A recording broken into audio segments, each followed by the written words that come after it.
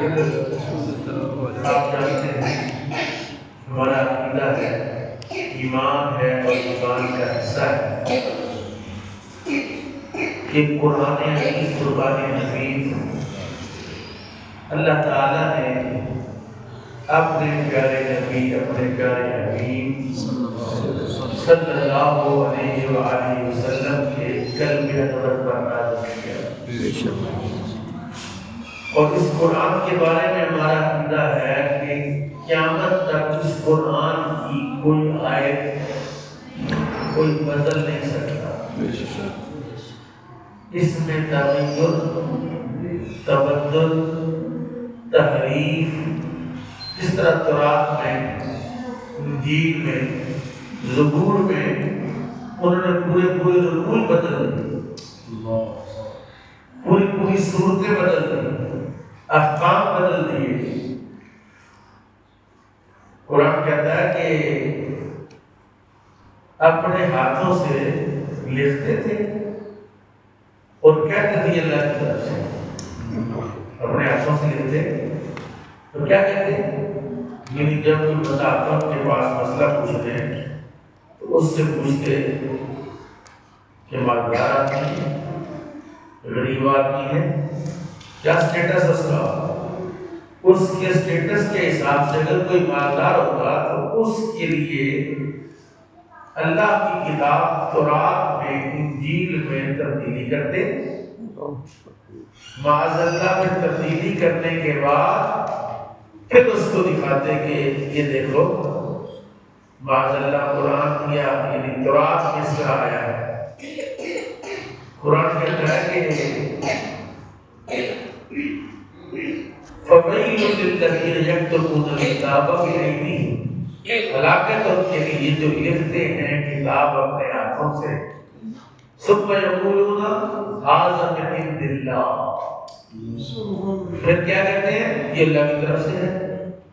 کیوں؟ لِيَشْتَرُوا بِهِ ثَمَنًا قَلِيلًا، تھوڑے سے پیسے، یعنی آپ کے جناب اگر کوئی 10 لاکھ 20 لاکھ 50 لاکھ دے دے، کوئی کروڑ میں کیا کرے کہ یار میرے لیے مسئلہ تبدیل کر دو، تو یہ تو بڑی ہینڈسم اماؤنٹ ہے۔ اللہ کہتا ہے کل متاع الدنیا قلیل، محبوب آپ فرما دیجیے کہ ساری کائنات ایک پلڑے میں رکھ دے تب بھی وہ تھوڑی سی چیز ہے۔ قرآن کے مقابلے میں، حدیث کے مقابلے میں، شریعت کے مقابلے میں، اللہ کے حکم کے مقابلے میں، رسول اللہ کے حکم کے مقابلے میں اس کی کوئی حیثیت ہے؟ یہ دو باتیں چٹیاں ڈالنے والے ہیں۔ اگر یہ آتے آ جائیں تو میں بڑا خوش ہوگا۔ بہت پیارے بچے ہیں، دل کر آپ کو دیکھتے دیکھنے آپ جنت کے محبوب ہیں، تو بزرگوں کو باتوں کو آگے جگہ دیں تاکہ پھر قرآن سمجھیں گے وہ تو مزہ آئے گا، لطف آئے گا۔ یعنی ہمارے یہ شیر مرشد پوری رحمۃ اللہ علیہ کی مسجد میں جب جماعت ہوتی تھی تو پہلی صف میں جتنے لوگ کھڑے ہوتے تھے سب سنت والے ہوتے تھے، جن کے چہروں پر داڑیاں ہوتی، پہلی دوسری یا تیسری۔ کوئی کسی گاؤں کا نمبردار تھا، بڑا آدمی، وہ آیا، وہ سیدھا آ کے دنیا سب پیچھے کھڑا ہوا، چوری نمبردار، اتنے بڑے بڑے کرسی، تکبیر ہو گئی، یہ سبوں کو سیدھا کرنے کی تکبیر کرنے لگے تو اچانک اس پر نظر پڑی کہ لبردار پکڑا، لبردار کو یہاں مونچھوں سے پکڑا، یہ اسی بندے کے اندر کا کام ہے، جو کو بندہ کرے گا بچی بنا یہاں سے پکڑا اور پچھلی صف پہ کھڑا کیا گا، تیری کس جگہ پر جگہ ہے وہاں تیری جگہ ہے۔ لپڑ بھی کوئی نسلی بندہ تھا، جماعت ختم ہوئی تو کھڑا ہو کہتا ہے حضور مجھے معاف کر دے، میں مجھے اتروا دوں گا داڑھی رکھ، اس لیے فرنٹ سیٹ پر اس طرح کے دوران چہروں والے لوگ جو ہیں وہ سن لیتے ہیں، کیونکہ مجلس قرآن کی ہے نا، یہاں سے اقبال آئے تو پھر آپ اس کو مرضی آگے بٹھائیں تو نہیں بیٹھ گیا۔ جو کہ بیٹھ جاتے ہیں، لیکن مجلس قرآن کی ہے، قرآن کہتا ہے فَوَيْلٌ لِّلَّذِينَ يَكْتُبُونَ الْكِتَابَ بِأَيْدِيهِمْ، ہلاکت ان کے لیے جو قرآن اپنے ہاتھوں سے لکھتے ہیں، ثُمَّ يَقُولُونَ هَٰذَا مِنْ عِندِ اللَّهِ، کہتے ہیں یہ اللہ کی طرف سے ہے، لِيَشْتَرُوا بِهِ ثَمَنًا قَلِيلًا، قرآن کہتا ہے انہوں نے تو بہت چھوٹا سا نفع پایا ہے، گھاٹے کا سودا کیا ہے۔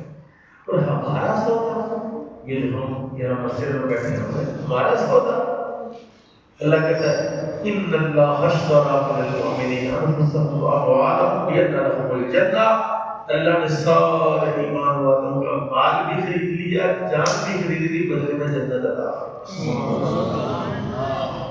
ہمارا تو سودا ہو گیا ہوا ہے۔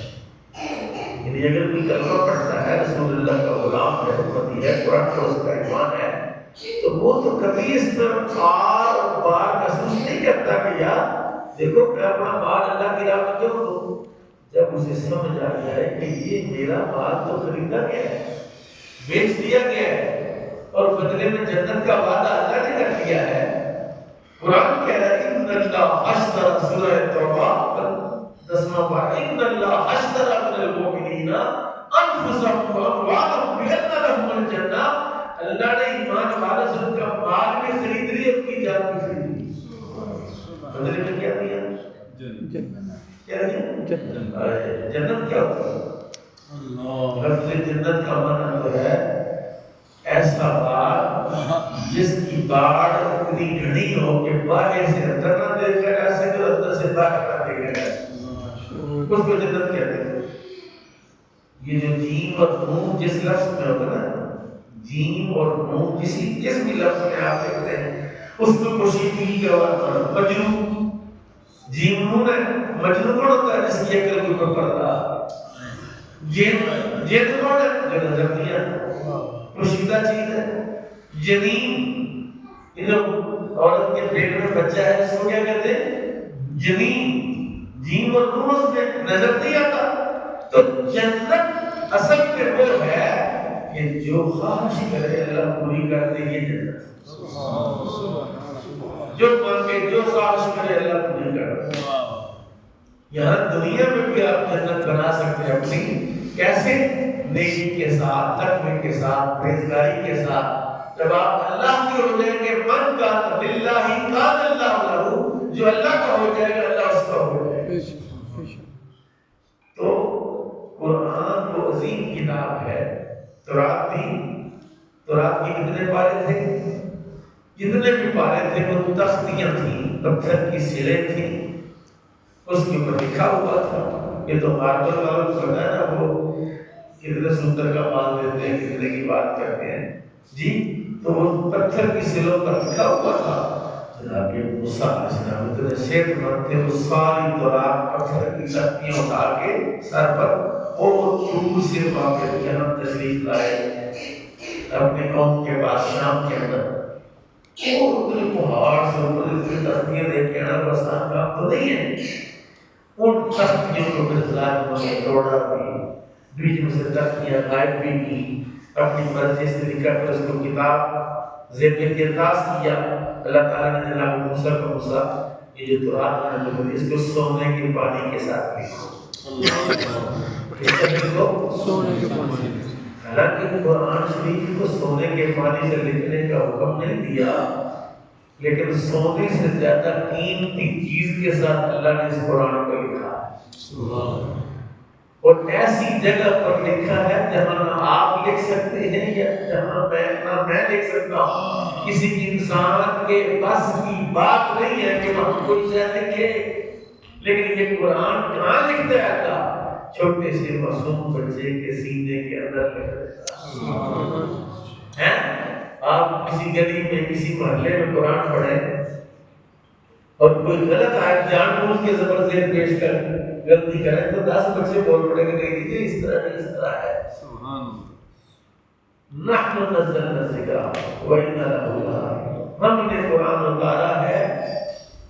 اب کوئی مائی کا لال اردو بازار میں تاج کمپنی ہو یا چاند کمپنی ہو یا سورج کمپنی ہو، کوئی بھی کمپنی ہو، وہ قرآن کے کسی لفظ کو، کسی حرف کو، کسی آیت کو، کسی صورت میں کوئی گڑبڑی کرے کر سکتا ہے؟ لوگ تو جان لیتے ہیں اس کی. اور یہ جو قاضی نے کیا قاضی نے فیصلہ کیا سزا ہے تو چھپ کے بیٹھا وہ باہر نہیں نکل رہا.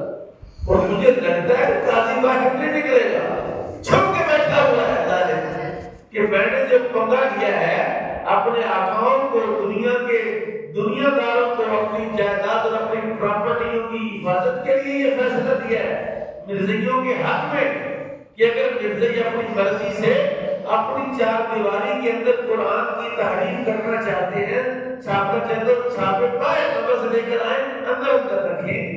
اس ظالم تمہیں پتہ نہیں ہے کہ تم نے فیصلہ کتنا ظلم والا کیا ہے. تمہیں قرآن میں مداخلت کرنے کی کوشش کی ہے. 1450 سال سے تو کسی کو جرأت نہیں، 1450 سال سے کسی کو جرأت نہیں. جب میں قرآن کے آیت پڑھتا ہوں آپ کے ساتھ آپ کو سمجھ آ جائے گا.